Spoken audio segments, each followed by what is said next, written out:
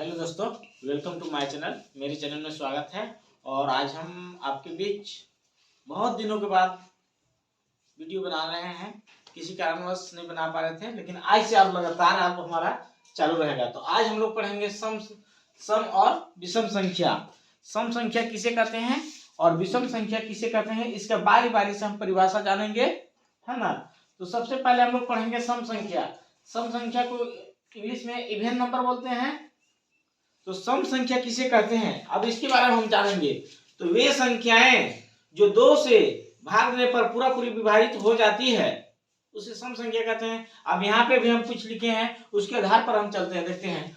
दो से भाग देने पर पूरी तरह से विभाजित हो जाए उसे सम संख्या कहते हैं। जैसे में 2, 4, 6, 8, 10 आदि, ये सब हमारा 2 से अगर भाग देते हैं तो पूरा पूरा हमारा ऐसे कट जाएगा। जैसे 2 से हम अगर भाग देते हैं 4 में, तो 2 गुना के कितना होता है 4, तो वो एकदम पूरा पूरी कट गया ना। तो इसी तरह से जो 2 से हम भाग देते हैं जिसमें कोई शेष ना बचे, उसी को हम लोग क्या कहेंगे, यहाँ पे हम लोग सम संख्या।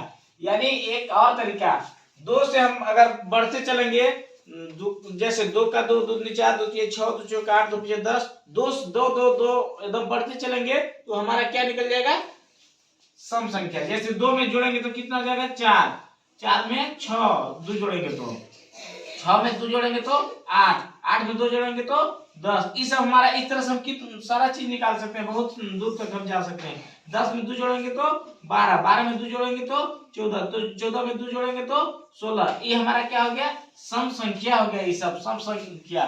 तो सम संख्या ऐसे भी हम लिख सकते हैं। और उसके बाद हम लोग पढ़ेंगे विषम संख्या।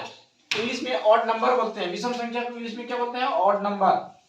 वे संख्या जो 2 से पूरा पूरा विभाजित नहीं हो उसे विषम संख्या कहते हैं।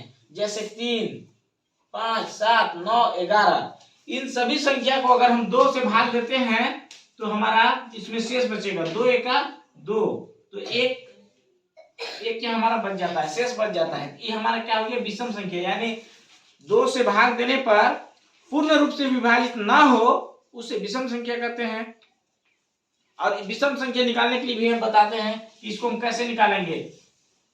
सबसे पहले तो विषम संख्या मतलब एक को कम से कम पता होना चाहिए। विषम संख्या तो 3 होगा, 3 में 2 जोड़ेंगे तो कितना आ जाएगा 5, 5 में 2 जोड़ेंगे तो कितना आ जाएगा 7, 7 में 2 जोड़ेंगे कितना आ जाएगा 9, 9 में 2 जोड़ेंगे कितना आ जाएगा 11, 11 में 2 जोड़ेंगे कितना आ जाएगा 13, 13 में 2 जोड़ेंगे कितना हो जाएगा 15।